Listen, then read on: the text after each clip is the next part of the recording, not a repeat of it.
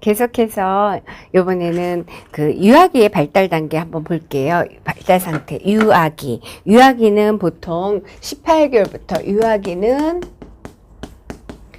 18개월, 그러니까 영아기 지난 18개월부터 4세 정도를 유아기 이렇게 얘기를 합니다. 유아기에서 발달이 이루어지면 우리가 발달의 순서성에서 배우셨죠? 발달의 순서성 보면 위부터 아래부터 중앙부터 밖으로 이렇게 얘기를 했었잖아요. 그래서 발달이 머리부터 점차 신체 하부로부터 이루어지고 이때 특징 운동 능력이 발달하게 된다는 거죠. 뿐만 아니라 이거는 이제 피아제라든가 인지 발달 이론에서 할 텐데 정신적인 표상이 조금 가능해지기 시작하면 상징놀이, 무한론적인 놀이를 많이 하게 됩니다. 그런 사고를 하게 됩니다. 이때 중요한 것은 우리가 이제 사회화에 의해서 사회화해야 되잖아요. 사회화하기 위해서 어떤 부모의 훈육, 다시 말하면 부모의 통제가 어떻게 이루어지냐가 중요한 시기가 유아기라고 볼 수가 있습니다. 사회화 기초가 형성이 되는 거. 그래서 사회적인 가치관이 형성되기 시작한, 그래서 다져져야 되는 것이 유아기가 되겠죠. 그래서 이때는 영아기하고 달리게 그 사회화 기본이 생겨나기 시작하고 정서적인 통제가 가능해지기 시작한다라는 거예요. 그러니까 나의 기분대로만이 아니라 기분대로 하긴 하는데 그래 좀 절제해야 된다는 걸 알아가는 시기라고 볼 수가 있어요. 이때 유아기 때 중요한 건 운동 능력이라서 운동 능력의 현저한 발달이 나타나는 것이 유아기죠. 그래서 이 운동 능력의 발달은 어떻게 일어나느냐? 대근육이 발달하고 그 다음에 소근육이 발달하겠죠. 그래서 2세, 3세, 4세, 5세 이렇게 나눠놨는데 이것도 제가 그냥 나누는 것이 아니라 기출에 출제된 바가 있어요. 이렇게 조금 더 세분하게 돼서 나눠서 봤습니다. 그럼 2세 때는 어떻게 해요? 옆을 보고 걷거나 계단을 오르거나 기구에 오르는 것에 대근육 활용을 할 수가 있고요. 그리고 소근육으로 세로선을 그리기 흉내내기가 병에서 사탕 쏟는 것 등을 할 수 있다라고 합니다. 3세는 한 발로 서기.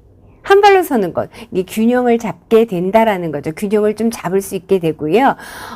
사다리 오르기라든가, 그 다음에 두 발 뛰기라든가, 아니면은 세 발 자전거를 탈 수 있는 능력이 나타난 시기라고 합니다. 그리고 공이처럼 잡아내는 거, 이런 것들 대근육을 활용해서 할 수가 있고요. 그 다음에 3세 가위질 한다라는 것, 그리고 원 모양을 비슷하게 그려내는 거, 그리고 인형 소근육을 해서 옷을 입혔다 벗었다 인형한테 이런 행위를 할 수 있다고 합니다.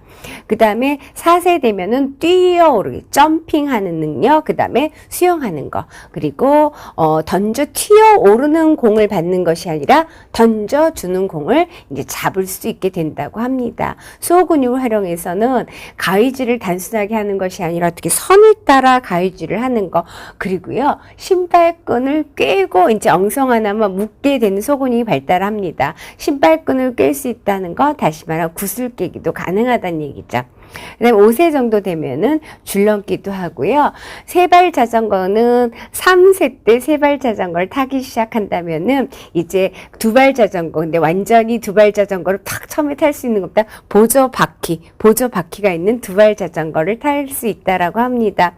그리고 3세 때는 튀어 올라오는 공을 이렇게 잡는 거, 4세 때는 던져주는 공을 받는 거, 그 다음에 5세 때는 어떻게 해요? 굴러오는 공을 조준해서 발차기를 할 수 있다라고 합니다. 그리고 소근육을 활용해서는 뭐예요? 4세 때는 선을 따라서 가위질을 할 수 있다라고 하면은 이번에는 어떻게 해요? 원, 삼각형 이런 것 등을 그려내는 일을 할 수 있다라고 합니다. 그리고 단어 쓰는 연습을 할 수 있다라고 합니다. 이것이 유아기의 운동 기능의 발달이에요. 내용은 어렵지 않지만 천천히 한번 정리해 보세요. 유아기 있어요. 그 다음에 아동기로 가게 되면요. 아동기는 우리가 학령 전기하고 학년 후기로 나눌 수가 있겠죠. 학교 들어가기 시작한 거죠. 그래서 학령 전기하고 학년 후기로 나누면은 학령 전기는 보통 4세에서 6세. 그러니까 이것은 우리가 유아기 영역으로 볼 수 있어요. 4세, 6세 하면은 우리 나이로 어떻게 해요? 유치원 끝까지죠. 끝 유치원. 그러니까 미운 7살. 아니, 선생님들이, 제가 그런 게 아니고 유아 선생님들이 미친 7살까지 하는 거예요. 그래서 우리가 학령기 이렇게 구분할 수 있고요. 전 아동기죠. 후기 아동기는 학령 후기로 보게 되면은 6세에서 이제 초등학교 졸업하는 연도까지 얘기하고요. 그 다음에 우리가 주 관심사를 갖는 청소년기가 되겠죠. 그래서 이 전기, 학령 전기에는 우리가 영아기 때도 엄청나게 제1성장 급등기라고 있어요. 발달하죠. 신체적인 발달. 근데 이 학년 전기에 가면 이 양적인 발달이 뭐 신체적 발달 쭉쭉 일어나는 건 아니에요. 그래서 조금 앞에서 비해 여기 앞 전후에 비해서는 전에 비해서는 조금 감소하지만 계속적으로 이루어지는 거죠. 계속적으로 이루어집니다. 그리고 이때 직관적 사고, 보는 대로 사고하는 거, 그 다음에 이제 구체적으로 사고하기는 못해요. 그리고 가역적인 사고는 형성하지 못한 시기가 됩니다. 뿐만 아니라 프로이트 하면 양심, 슈퍼에고가 나타나기 시작한 때가 학령 전기 4세에서 6세 수준이라고 할 수가 있습니다. 이때는 성 역할을 학습한다는 거죠. 성 역할에 관해서 남자, 여자 어떤 일을 하는지 성 역할을 학습하게 되는 거. 연습이 아니라 성 역할을 학습하게 되는 것이 학년 전기입니다. 그러면은 학년 후기에 가면은 이때 발달을 보면은 여아하고 남아가 있으면 신체 발달이 여아들이 일반적으로 더 빠르죠. 이 학년 전기까지는. 그리고 청소년기 이후에서 역전 현상이 일어나는데 그래서 남아들이 조금 더 발달이 뒤처지게 되겠습니다. 이때는 우리가 삐아지에면은 구체적 조작기 형성이 되기 때문에 보존의 개념이 획득하고 서열화 유목화가 돼. 이 부분에 대해서는 구체적으로 다시 다룰 거예요. 그리고 이때는 동성 친구 좋아하죠. 동성 친구와의 친밀감. 그러면 그 위에는 동성 친구와의 친밀감 형성에 더 좀 몰입하는 시기가 되면 그 이후에는 이성 친구에도 관심을 갖게 되는 시기가 청소년기가 되겠죠. 그 다음에 청소년기를 보게 되면은 청소년기는 12세에서 19세. 자, 청소년기 주요 특징 굉장히 많죠. 굉장히 많은데 우리가 영아기 땐 제1성장 급등기라고 그랬어요. 그러면은 여기서 어떻게는 제2성장 급등기라. 청소년기를 지칭하게 되면은 많은 사람들이 물어보면 어떻게 질풍노도요? 질풍노도의 시기라는 표현을 해요. 휘몰아치는 파도 속에 휘몰아치는 안정적이지 못한 이런 의미를 갖고 있죠. 왜 질풍노도의 시기를 갖게 되느냐? 왜 성장 급등기가 되느냐? 굉장히 많은 변화가 일어나는 시기죠. 청소년기는 앞서서 우리가 있죠. 슈퍼 남성 증후군, 터너 증후군, 클라인펠터 증후군 성염색체에 관해서 이야기를 했었잖아요. 그러니까 이때는 신께서 남성한테는 남성 호르몬 뿜뿜, 여성한테 여성으로 뿜뿜. 그래서 어떻게 해요? 여성으로서 남성으로서의 그 생물학적이 갖춰져서 생물학적으로 기능하는 걸 더 강력하게 여성, 남성을 구별할 수 있도록 하는 것이 사춘기가 되죠. 호르몬의 분비가 달라진다는 거예요. 호르몬의 분비에 의해서 호르몬이 분비되기 때문에 어떤 신체 변화가 생기는 거죠. 신체 변화, 성과 관계돼서 신체 변화가 생겨요. 그렇기 때문에 신체 변화, 그러니까는 신체적 변화, 그러니까는 여성은 모체로서의 갖춰야 될, 그러니까 임신을 할 수 있는 상태가 되어가는 거죠. 그래서 신체 변화가 있어. 이 신체 변화에 의한 정서적 변화가 급격한 시기가 청소년기가 돼요. 그러니까는 나도 모르게 요동치게 되는 거죠. 그래서 이러한 청소년들을 우리가 이해하고 상담하기 위해서 청소년 상담사가 되고자 하는 것이고요. 그래서 굉장히 청소년의 신체 발달 급격하게 변하는 시기이다 그랬어요. 그래서 추상적이고 연역적인 사고 가능한 시기예요. 지금 학년 전기에는 성 역할을 학습하고 학년 후기에 동성 친구에 관심이 많다면은 청소년기가 되면 이성 문제 이런 거에 대한 관심이 많은 시기가 되죠. 뿐만 아니라 이성 문제가 뿐만 아니라 이때는 막 이중적이잖아요. 왔다 갔다 해요. 보호는 받고 싶은데 나 혼자 마음대로도 하고 싶어요. 보호는 원하면서 어떻게 해요? 독립하고 싶은 마음도 있어요. 그러니까 완전히 경제적인 독립은 할 수 없겠죠. 그런데 어떤 독립은 해야 돼? 부모로부터 정서적인 독립은 하려고 하는 시기예요. 해야만 하는 시기가 청소년기예요. 그래서 심리적 이육이라는 것들, 정서적으로 독립하려고 완전히 분리되지 못했지만은 이유식 하는 건 뭐예요? 유동식과 조금 이렇게 유동식을 먹은 거, 단단한 걸 먹어가기 위해서 처음에 우유 같은 액체를 먹다가 완전히 단단한 걸 넘어가기 위해서 부드러운 음식과 섞어가면서 먹는 것이 이유식이잖아요. 그래서 심리적인 이육에 해당하는 것이 청소년기입니다. 그리고 여기서 이제 심리사회적 유예기 해갖고 제가 거기 마샤의 정체감 상태에 대해서 언급을 해놨는데, 이 정체감 상태는 굉장히 중요한 거죠. 마샤는 에릭슨 하면 에릭 에릭슨, 우리가 심리사회성 발달 이론에서 에릭 에릭슨의 이론을 배울 건데요. 에릭슨의 심리사회성 발달은 전 세계의 발달 이론을 펼치고 있는 것이 에릭슨이에요. 자아 발달 이론, 심리사회성 발달 이론. 그 중에서 에릭슨이 관심 가진 것은 자아 정체감이에요. 나는 누구인가? 라는 거. 이 자아 정체감을 형성해 가는 과정이 굉장히 중요해요. 이 에릭슨의 정체감 이론, 거의 영향을 받아서 정리한 사람이 마샤의 정체감 상태, 마샤의 정체감 상태입니다. 에릭슨과 관계 있다. 에릭 에릭슨의 영향을 받았다.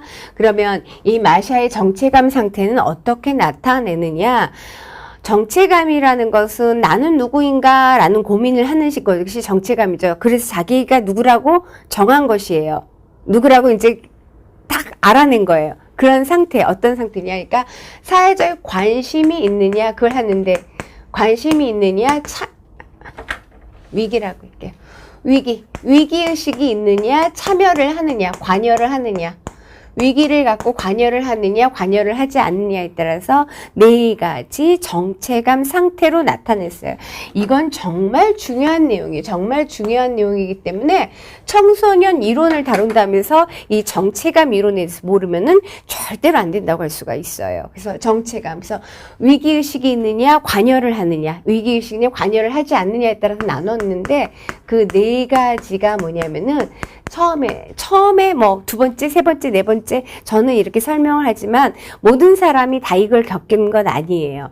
그래서 바라는 것은 정체감 성취를 하길 바라지만은 처음에 제가 설명한 정체감 혼돈, 정체감 혼미 상태예요.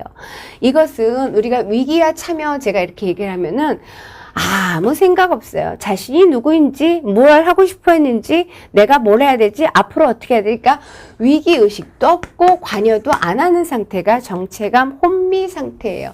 제가 여기다 이렇게 써드릴까요? 위기와 관여, 위기와 참여. 그러면은 정체감 유실 상태는 어떤 상태이냐?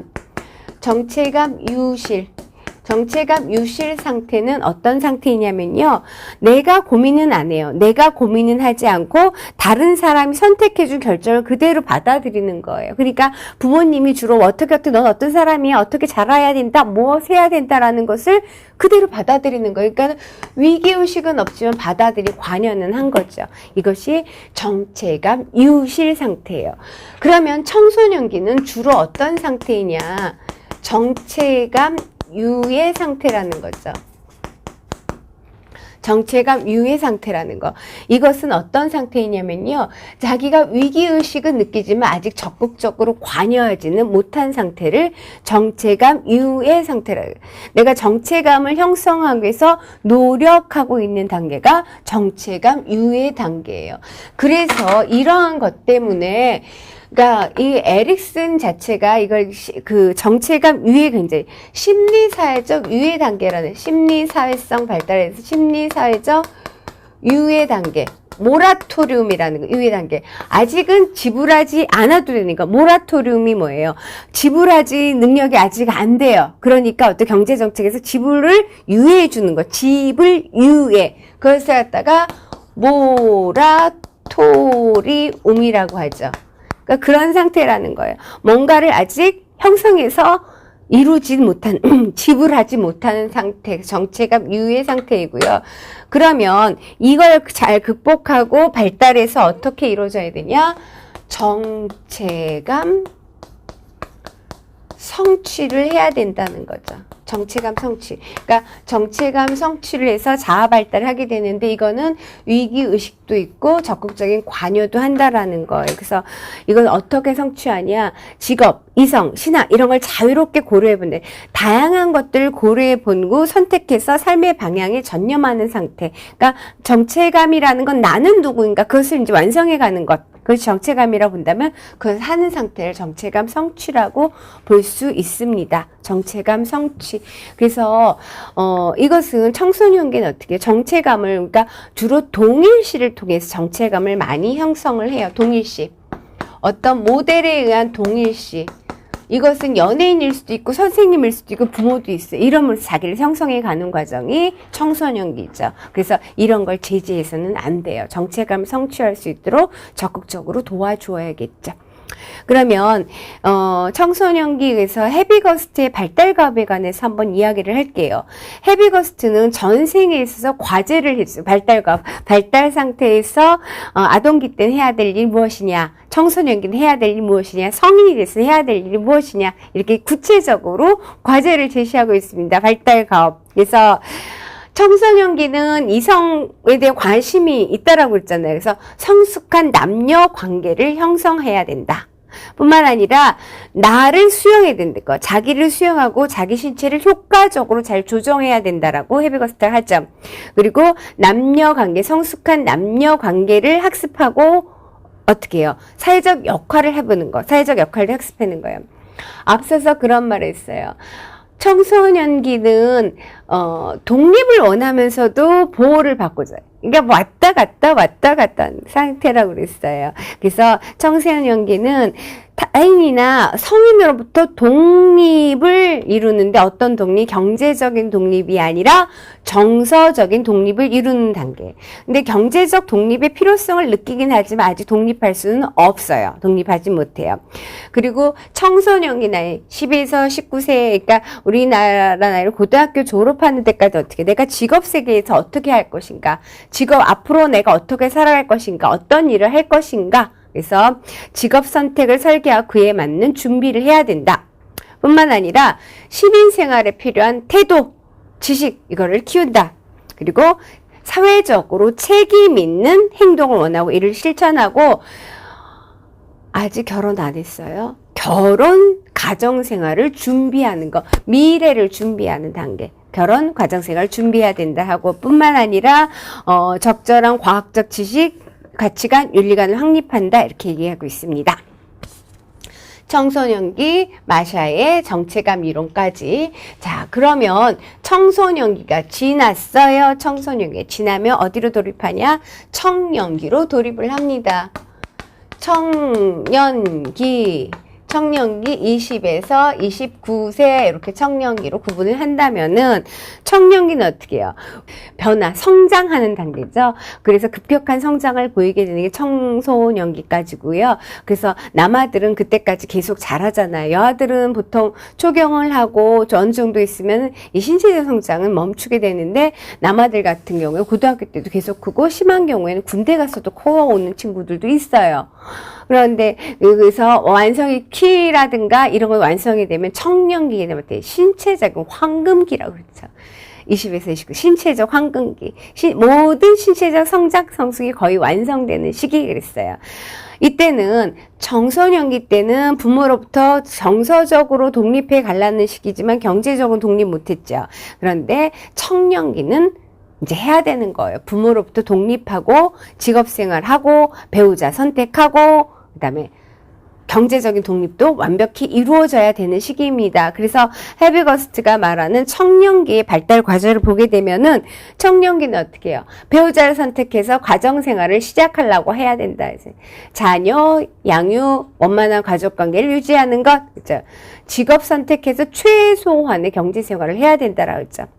그리고 변화하는 사회 문화에 익숙해서 자기 성장 욕구를 위해서 시민의 임무를 완수해야 된다. 이렇게 얘기를 하는 것이 헤비거스트의 발달 과업이에요. 연령은 조금 우리 지금 현대하고 조금 맞지가 않죠. 현대사회 아직도 부모로부터 경제적으로 독립하지 못한 친구들도 많고 그런 사회구조 속에 많이 놓여 있습니다. 그 다음에 중장년기. 중장년기를 보게 되면 중년기, 장년기 30에서 65세 이렇게 하고 그러면은 그 다음 마지막에 어떻게 노년기 이렇게 되죠. 노년기 되면은 65세 이후 이제 노년기 이렇게 구분을 하게 되는데요.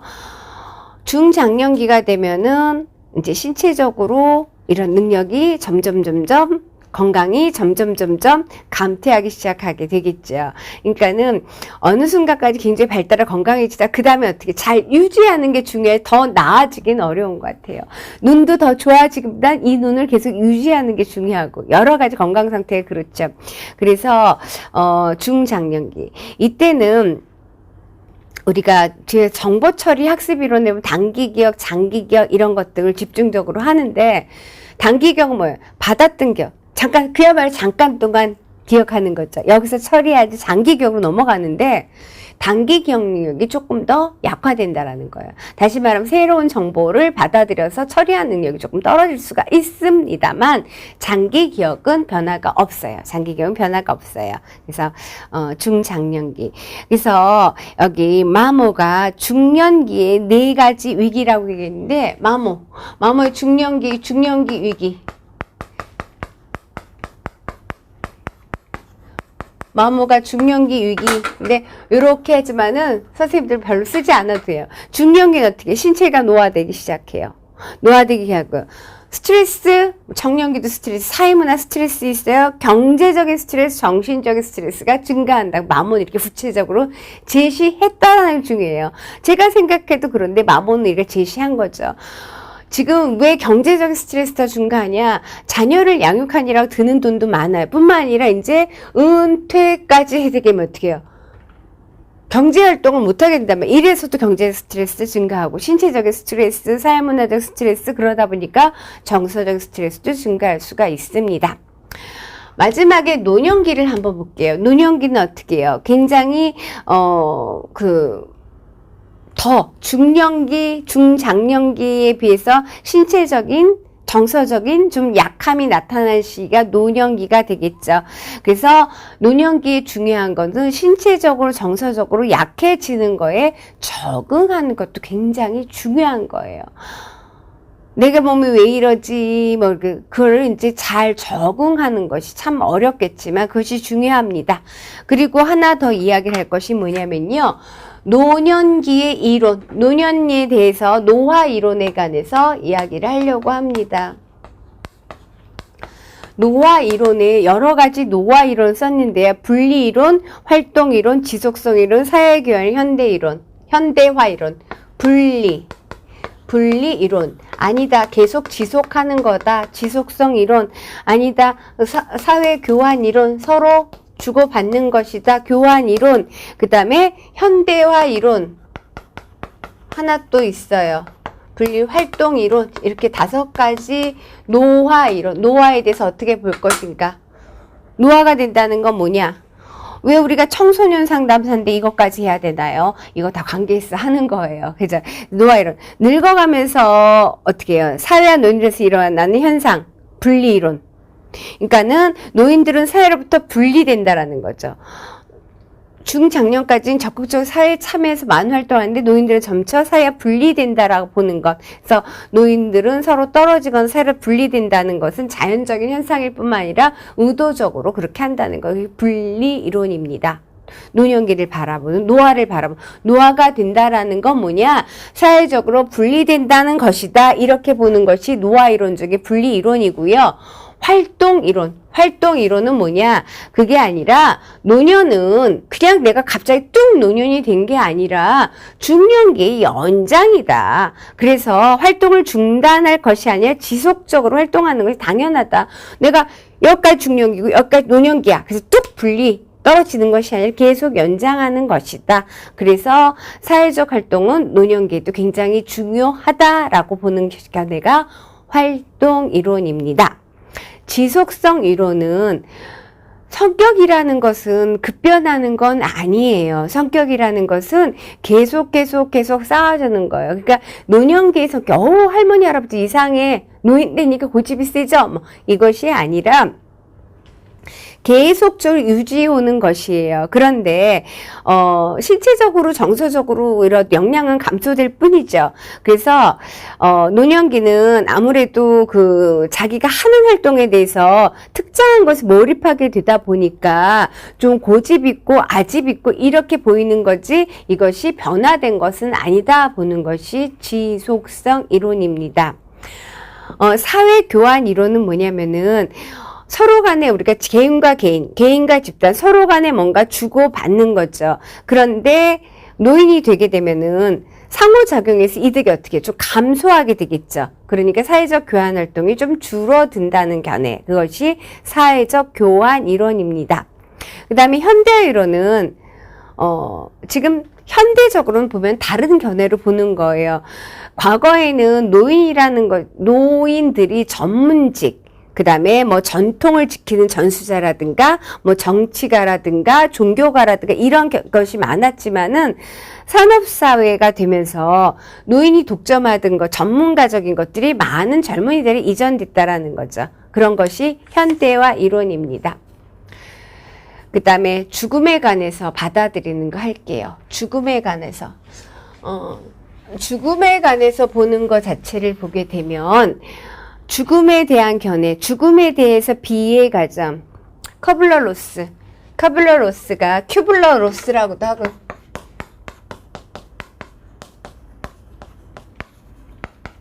죽음에 대해서 비의 가정, 죽음에 대한 비의 가정이에요. 죽음, 부정. 그 다음에 내가 왜? 부정은 아니야, 난 안 죽을 거야. 아니야, 난 안 아플 거야. 아파갖고 내가 이런 게 얘들 듣기 싫지만 내가 암이 걸렸다. 처음에 아니야, 내가 왜 암이야? 그러다 나 암 아니에요. 부정하는 거죠. 그러다 내가 왜? 분노가 일어나는 거예요. 그러다가 어떻게 해요? 그것과 죽음과 어떤 병세와 타협하는 거죠.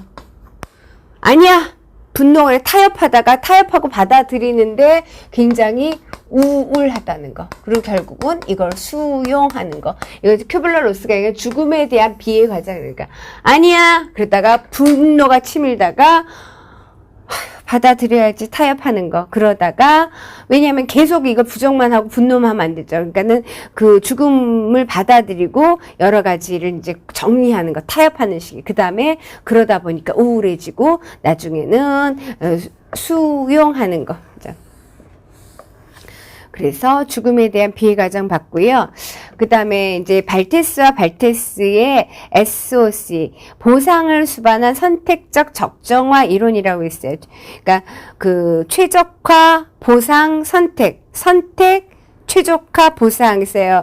노년학을 연구한 발테스와 발테스가 SOC 이론을 수립을 했는데, 그러니까는 성공적 노화를 하기 위해서 어떻게 해야 되느냐. 그래서 잘 선택하고, 최적화, 보상을 이야기하고 있습니다. 그러니까 선택이라는 것은 내가 주어진 환경 속에서 내가 맞게끔 나의 그 활동, 내가 해야 된 양, 종류 이런 것들을 선택하는 것. 그리고 최적화라는 것은 그래서 내가 선택한 목표를 달성하기 위해서 최적하게, 그야말로 최적화는 무엇이냐? 최선의 노력을 다하는 것이 최적화다. 그 다음에 보상. 어떤 내가 이제 생물학적으로 신체적으로 어떤 결핍이 있잖아요. 그럼 그걸 어떤 걸로 보완하려는 것이 보상입니다. 그래서 발테스와 발테스 SOC 이론이 무엇인지 다시 한번 꼼꼼히 정리해 두시기 바랍니다.